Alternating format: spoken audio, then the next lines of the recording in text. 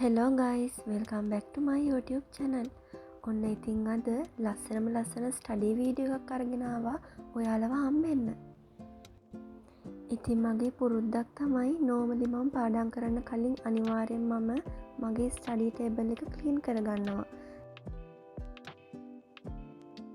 ඉතින් මෙන්න මේ තියෙන්නේ මං ආසාවෙන් එකතු කරලා තියාගෙන ඉන්න මගේ ක්‍රිස්ටල්ස් ටික.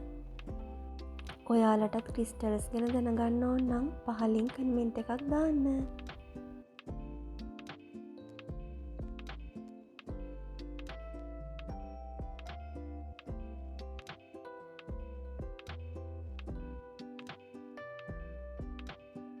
ඉතින් මේ කියුට්ම කියුට් ෆ්ලවර්ස් මට හම්බුනේ ටීචර්ස් ඩේ එකකට මගේ ස්ටුඩන්ට් කෙනෙක්ගෙන්. පයිප් ක්ලීනර්ස් කියන්නේ මේ දවස්වල ගොඩක් වයිරල් ගිය ආර්ට් එකක්නේ. ඉතින් මමත් හරිම ආසයි මේ ලස්සන කලර් එකටයි මේ ෆ්ලවර්ස් වලටයි. ඉතින් මේ වයිට් කලර් එස්තටික් ෆ්ලවර් වාස් එක මමමයි ගෙදර හැදුවේ. ඒක ලස්සනයිද කියලා ඔයාලා පහලින් කියන්නකෝ මට. ඉතින් මේ තියෙන්නේ ෆේස් මසාජරුයි මගේ ඩිවෝෂ එකයි.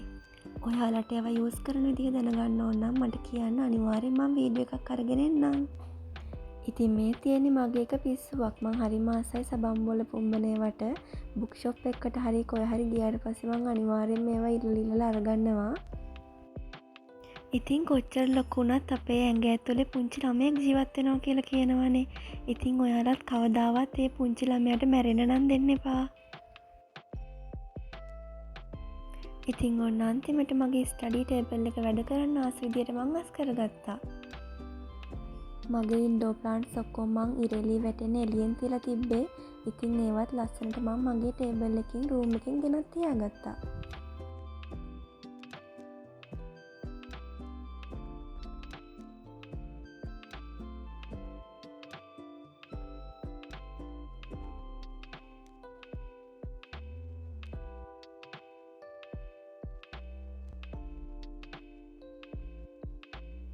ඔන්න එහෙනම් දැන් අපි පාඩම් කරන්න පටන් ගමු. ඉතින් ඔයාලා උනත් බලනවා ඇති අවුරුදු 22ක් වුණ මම මොනවද මේ පාඩම් කරන්න කියලා. ඉතින් මම O level, A level මේ හැමදේම කරලා ඉවරයි දැන්. ඉතින් මම ටීචින් ඩිප්ලෝමා එකකුත් කරලා දැන් ටීචර් කෙනෙකුත් වෙලා ඉන්නේ. ඉතින් මම දැන් පාඩම් කරන්නේ මගේ ඩිග්‍රී එකට. ඉගෙනීම කියන දේ අපේ ජීවිතේ මොන අවධියකින්දීත් ඉවර වෙන්නේ නැහැ කියලා කියනවනේ. ඉතින් මටත් ඕනේ මම මේ දැන් ඉන්න ඉන්ඩස්ට්‍රි එකෙන් ඉහළටම ඉගෙන ගන්න.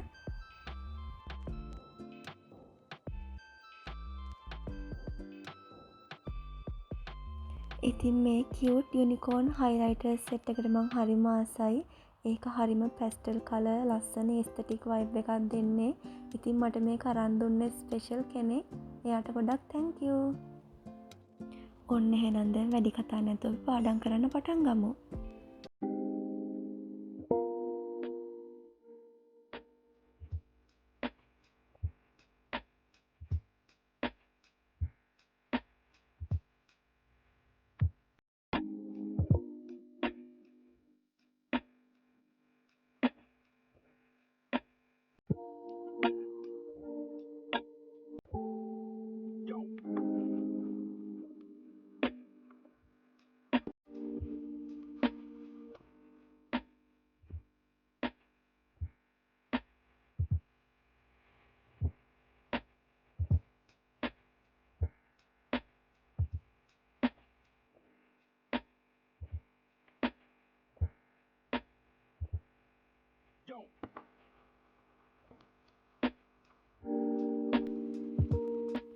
ඉතින් මන් දැන් යනවා අපේ ගෙදර අඹ වලින් රස මැංගෝ ජූස් එකක් හදාගන්න.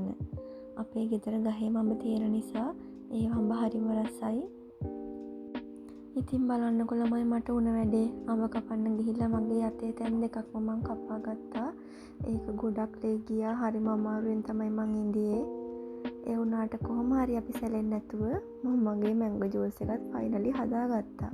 හැබැයි මං හරිම අමාරුවෙන් ඉඳී මට ෆේන්ට් වෙන්න වගේත් ආවා.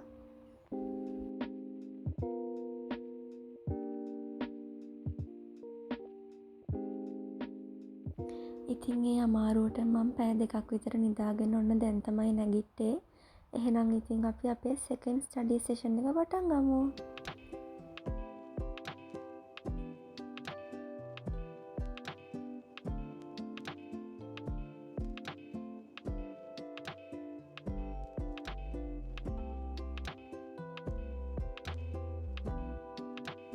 ඔන්න ඉතින් බලන්නකො ළමයි ඒකෙත් ඇති. අද දවසේ මගේ අත්වලට කරදරමයි වෙන්නේ. ඉතින් මගේ නිල් පෑන උතුරලා ඒකේ තීන්දත් මගේ අත්වල ගෑවුණා.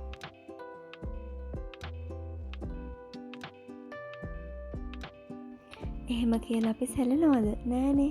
ඉතින් මං ආපහු පාඩම් කරන්න පටන් ගත්තා ඒක පැත්තකින් තියලා.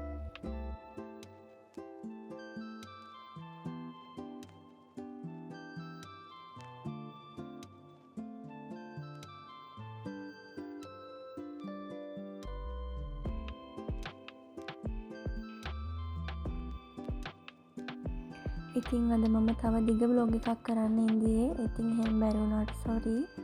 තවත් දවසක ලස්සන වීඩියෝ එකකින් ඔයාලව හම්බෙන්න එනකන් මාව සබ්ස්ක්‍රයිබ් කරලා තියාගන්න. අදට ගිහින් එන්නම්. පරිස්සමට ඉන්න. බයි.